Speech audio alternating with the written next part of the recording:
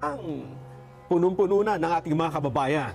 Ang lagi sinasabi ng matatanda sa ganyan, halos hindi mahulugang karayo. Oo, dahil seksikan yung mga tao. Ano? Oo.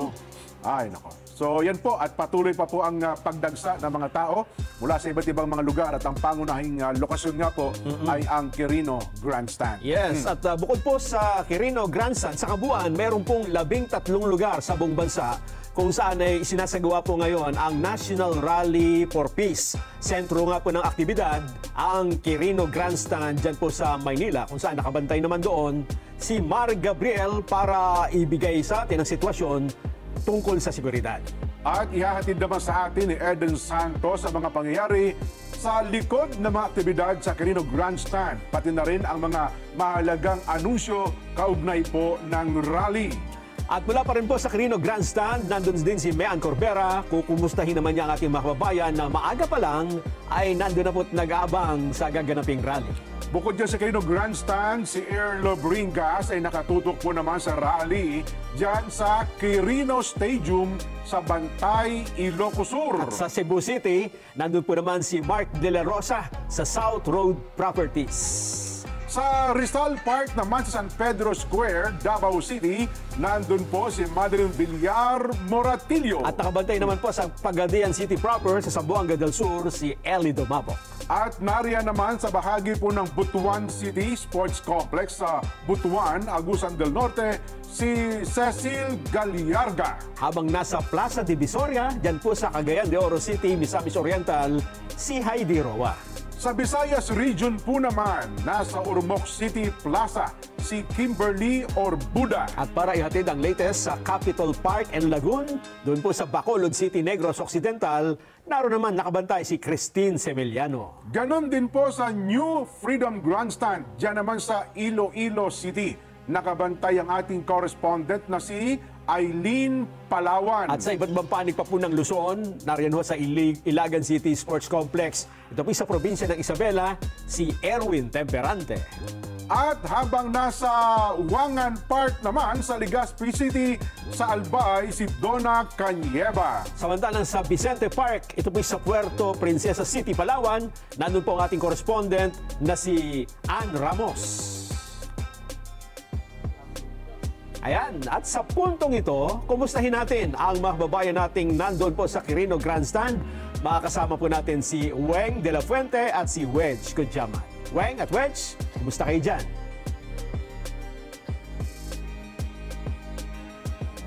Sa inyo dyan sa studio, Nelson at Jen. Nandito kami ni Wedge na bumabati sa inyo ng magandang umaga. Oo, napakaganda ng ating umaga ngayon na Uweng. Jen, Nelson, kung mapapansin nyo doon sa aming likuran, hindi mainit, hindi ang sikat ng araw, makulimlim at medyo mahangin-hangin. Medyo presko ang pakiramdam ng ating mga kababayan na nandirito ngayon sa may bahagi ng Quirino Grandstand. Isang pahiwatig lang na nakikisama ang panahon dito po sa mga aktibidad na isinasagawa sa Quirino Grandstand. Yan nga po ang National Rally for Peace na pinangungunahan ng Iglesia ni Cristo.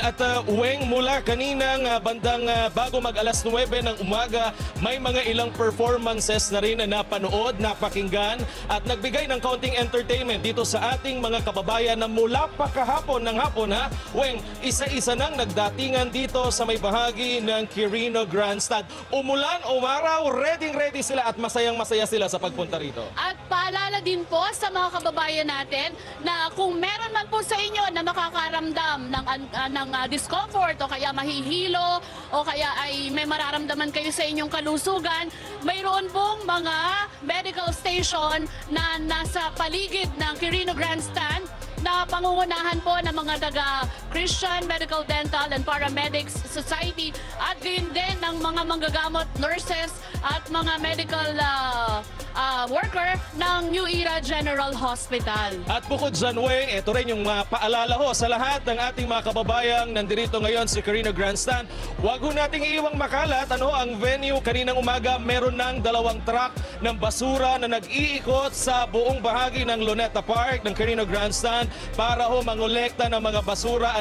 At mas maganda kung may dala-dala kayo mga trash bag, pagsamasamahin po ninyo inyong mga basura para kung sakaling madaanan ho kayo ng truck ng basura ay madali po yang makukuha. At bukod dyan, Weng, Nelson at Jen, may mga street sweepers din tayong nakita, katuwang ang MMDA na naglilinis sa buong paligid. Pero syempre, sabi nga, ang disiplina nagsisimula sa ating sarili. Yes, at para naman po sa mga kasama natin dito, mga kababayan natin at mga kapatid sa Iglesia ni Cristo na hindi na makakaabot dito sa Quirino Grandstand, meron pong mga LED wall na nakakalat sa buong paligid ng Luneta Park at maging sa Rojas Boulevard para naman po makita nyo din at mapanood ang mga kaganapan dito sa Quirino Grandstand. Nabanggit mo yan, Weng, yung mga hahabol pa ho, marami hong nagme-message sa amin, kamusta ang sitwasyon, matraffic na ba, marami na bang tao? Nako, kung ako ho ay kasama ninyo, ang maipapayo ko sa inyo, mag-LRT na ho kayo, mag-commute na ho kayo, wag nang magdala ng sasakyan. Kung kayo po ay taga Quezon City lang naman, malalapit na lugar lang naman,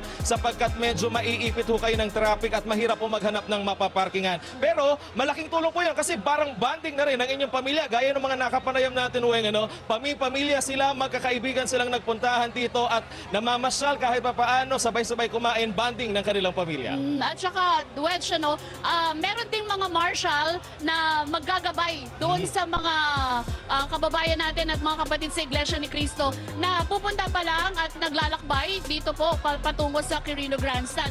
And of course, nandyan din ang SCAN International na kasama natin sa pagmamantene ng kaayusan. And nandyan din po ang Philippine National Police, ang Manila Police District at ang MMDA na tumutulong sa pagsasaayos ng traffic, ng kaayusan, kapayapaan dito sa kapaligiran ng Quirino Grandstand. Ito, Weng, para lang maramdaman ng ating mga manonood yung pakiramdam ng mga tao dito sa Quirino Grandstand ay pakita lang natin yung background natin dito. Kaway kayo, gaano kasaya sa Quirino Grandstand? Napakasaya ng pakiramdam, nag-e-enjoy yung ating mga kababayan. Isang malakas na kaway! Yehey!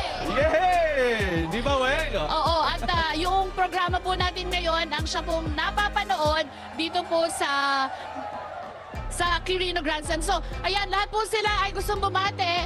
Hello, mga kapatid!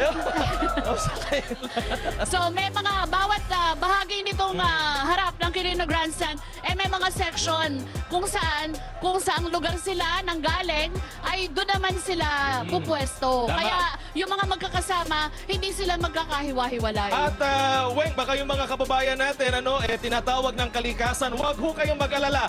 Nagkalat po sa iba't ibang lugar sa bahagi ng Quirino Grandstand, nakapwesto ho ang iba't ibang mga portalet na iba't ibang kulay.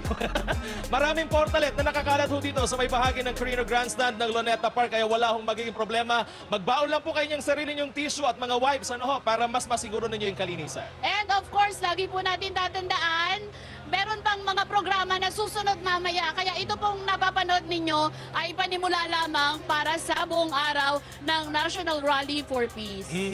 Okay, so kung hindi tayo nagkakamali ay babalikan natin yung mga pag-uulat ng ilang mga kasama natin. Tama.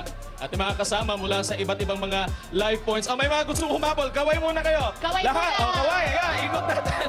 Kaway kayong lahat. Yun. Napakarami nating kababayan na nandirito ngayon sa may bahagi ng hindi na mahulugang karayom, Weng, sa dami ng mga kababayan natin na nandirito sa Quirino Grandstand. Alam mo, Wedge, pag nakikita ko yung drone shot, kinikilabutan ako eh. Totoo yun. Oo. Kanina, Weng, doon sa ulat ni Mean Corvera, halos lagpas na doon sa may bahagi ng UN Avenue. Kung di ako nagkakamali, sa may Kalaw, nandun na rin halos ang dami ng mga kababayan natin na nandirito sa may bahagi ng Quirino Grandstand. Kaway, kayong lahat! Oh, yun, napakasok. Dito sa kabilang side, pakita natin! Woo! So, at saya ng mood dito sa harap ng Quirino Grandstand. And of course, sa kabuuan yan ng Luneta Park. So, balik na sa inyo, Nelson at Jen. Ayun, pero Wedge at saka Weng, ang pinaka-highlights ng ating programa ay mamayang alas 4 pa ng hapon,